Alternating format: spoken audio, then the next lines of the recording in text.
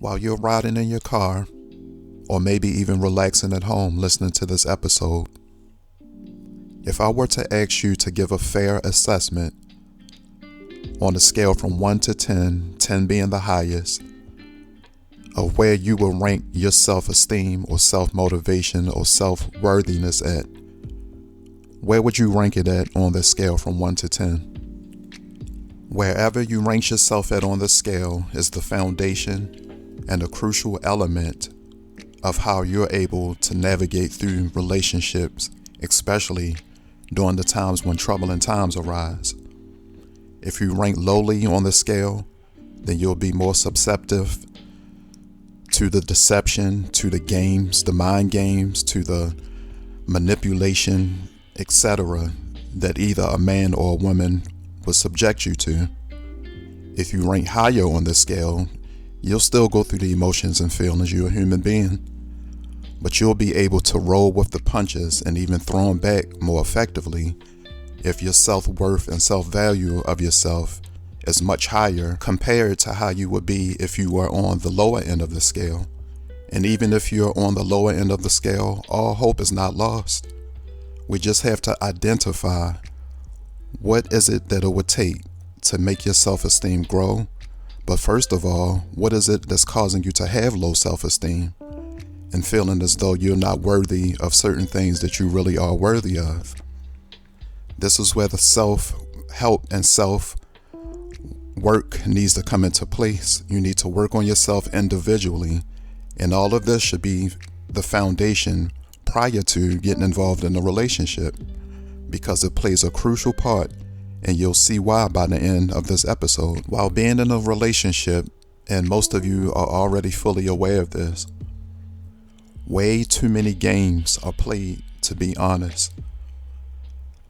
Sometimes right from the start, the person that you're involved with will immediately test or attack your self-esteem level to see exactly where you rank at, just like I just asked a few moments ago. Whether they do this discreetly or indiscreetly, sometimes it can even be flat out blatantly disrespectful how they testing you. And that's where you need to learn how to draw the line of it being disrespectful or of it being just a test. You need to check it right up front and don't allow it to linger on for too long. A prime example of this is if you're in the beginning stages of building something possibly concrete and long-term with a new person, but you notice that this person at any given moment can constantly and repetitively bring up situations about their ex. That's their main focus and their main topic. It's one thing to vent over stuff that happened in the past, but it's another thing to let this be repetitive, where they constantly doing it over and over again. That's when you need to get to the point where you're checking it from the start and letting this person know up front, hey, I'm not feeling this. Like, we supposed to be working on us. Why are you constantly still talking about your ex so much? Another prime example is if you're out spending quality time with your partner, maybe at a mall, at a movie theater, or going out to dinner, but you notice them constantly checking out other people. And not only checking these other people out, sometimes they're being flirtatious with their exchanges with these people right in front of you. All of these things that I'm mentioning puts it on a borderline of testing you or being disrespectful at the same time. And in either case, if it's making you feel uncomfortable, you have to confront this person about it up front. You can't just push it aside or turn a cold shoulder to it and act like it didn't happen when it really did. Because everything that this person is doing, these subtle jabs that they're taking at you, it's all for a reason. They're testing to see how far they can go, what they can get away with, and what you'll tolerate. When confronting this person about how you feel, always try to remain cool, mild-tempered, and level-headed. And I know that can be extremely challenging, and I'm speaking from personal experiences because I had to work on this my own self. But never allow yourself to blow the lid where you become overly emotional and angry and just ranting and raving and going right at this person's throat. Keep a level head, keep a level mind, but be assertive with your response and let them know exactly how you feel while setting your boundaries. Unfortunately, For most people walking the face of this earth today, while in a relationship at some point in time, the thought of if they can upgrade or do better has crossed their mind. Of course, this person might not initially come out and flat out say this, but if you pay attention to the body language, to their actions, to several key factors that you need to be watchful for, this person really believes in the back of their mind or have contemplated if it's possible for them to upgrade from you and go on to something better or someone better. If you don't believe the theory that I'm presenting you with, pay attention to the high infidelity rate, and not just here in this country, but worldwide. If a person is genuinely happy in their relationship or marriage, why would they have the need or feel the need to seek anything from anyone else outside of the relationship? It's because of the upgrade factor that I just mentioned. If you're in a relationship or even married and your partner comes out and tell you that they no longer want to be with you anymore, they want to see other people, or maybe you even caught this person in the act of cheating on you. At this point and at this stage, this person is ready and believe that the grass is greener on the other side. So here's what you need to do. Instead of debating with this person and giving them a countless amount of reasons, trying to persuade them of why they should stay in a relationship, and I know this is going to be extremely, extremely hard to do, especially while you're on a ball of emotions, especially if you found out that your partner was cheating on you. But once you gather yourself and gather your composure, let this person know straight up, hey, I think what you're doing is a terrible mistake. I respect your wishes. I won't bother you anymore. I would respect if you do the same for me. And just end it just like that. There's no need to be going back and forth trying to persuade them to stay. They already shown you that they don't want to be there. They believe they can do better with someone else. So allow them that opportunity to find out if they can do better with someone else. Remember again when I asked in the beginning of this episode, where would you rank your self-esteem level? If your self-esteem and self-worthiness of yourself is high, on the higher end of the scale, when this type of stuff happens to you, of course you're going to be hurt. You're a human being, you have feelings, and it will knock you against the ropes. But I can guarantee you that you will have a stronger chance of bouncing back off of that rope and getting back at it, getting back at life, getting back into society, moving on with your life, compared to how you would be if you had low self-esteem. If your self-esteem was low or is currently low, when situations like this happen to you, it can completely devastate you, where you're unable to eat, sleep, you can't get out of the bed, you don't want to move on with life. And to be quite honest with you, this is the reason why it's a extremely high rate of suicide in this country. Some people just can't mentally take situations like this. They're completely devastated. It devastates their entire life. That's why it's important to build that inner core strength. So when unpredictability happens to you in life, you're resilient and you're able to withstand it. And never allow yourself to become the type of vengeful person that sits around and plot and plan and scheme ways to seek revenge on your ex after the relationship has ended. You're bigger than that. And keep in mind, karma is a beast.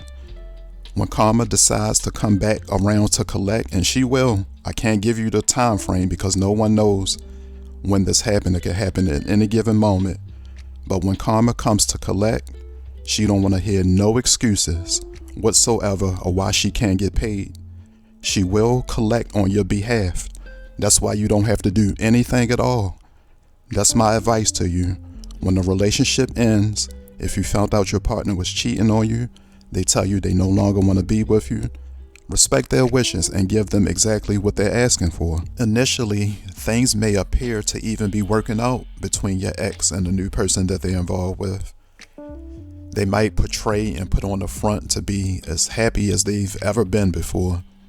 Whether they're doing this on social media sites, you might hear it through a mutual friend, which I advise you to cut off to let this mutual friend know to not to be relaying messages back to you pertaining to your ex. And it's because during this relief stage for your ex, The new person, honestly, hasn't even received the opportunity to get to know the ins and outs about your ex yet.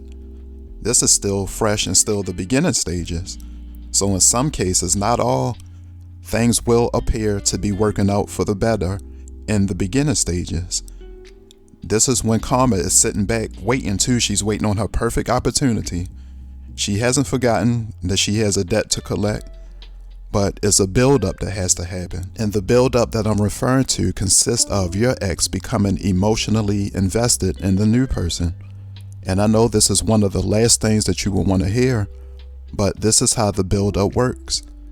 Once your ex gets emotionally invested in a new person, maybe a child or even children are conceived within this new relationship. Maybe the talks of or the follow through on marriage even happens. But in any case, while this buildup is happening for your ex, you can care less about it because you're in no contact. You cut off all forms of communication with this person and you're working on yourself. You're building yourself. You could care less about what your ex is doing. And like I said in a previous episode of how to make your ex regret their decisions or requests, this is the same thing I'll instruct you to do in this episode. Work on yourself, build yourself, focus on you. Mentally, physically, spiritually, just keep the focus solely on you. Don't care anything about what's going on with your ex and their new partner. While you've regained your power and energy has shifted in your favor, on the other end of the spectrum, all it takes is one thing or a series of events in the relationship between your ex and the new partner to send things in a spiraling downward cycle for your ex. Your ex wouldn't feel the full force and the full repercussions of how they treated you if they moved on with the new person and things immediately ended with the new person. A build-up has to happen. Your ex has to build up with this new person to believe that they have successfully upgraded from you. They done exactly what they believed all along that they can do. After your ex has been fully built up to the top tier that they believed that they should have been in all along, this is when the Most High himself will tap karma on the shoulder and say, now is the time to seek revenge. Remember all of the psychological and emotional blows that your ex dished out to you throughout the relationship? And most importantly, the last one, when they hit you with the devastating blow that was intended to knock you to the canvas. This is the same exact thing that is happening to your ex right now. You might not see it, you might not even hear about it, but there can even be a situation where it's brought to you some kind of way you're going to find out about this, even if it's by your ex trying to come back into your life. Everything that your ex dished out to you in a negative way, it has to come back. It's the law of the land. There's no getting around it. Karma has sought her revenge.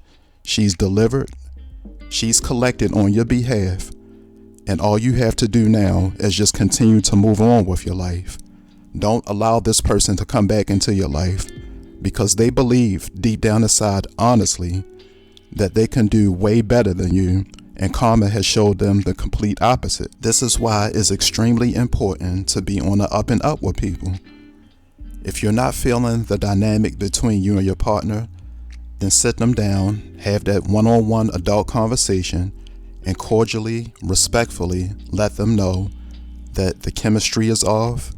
You're no longer feeling the relationship, but do this in a respectful way. And if you and your partner decide to try to work on things so you can keep the relationship intact or marriage intact, then that's perfectly fine as well. But never be the type to believe in the back of your mind that you can just go around blatantly disrespecting anyone in your quest to upgrade them to move on to someone else without believing that it won't come back on you, because it will. I've seen it happen too many times, and I'm only speaking from experience. If this video has helped you out in any way, please be sure to subscribe, share, and like, and I'll see you on the next video.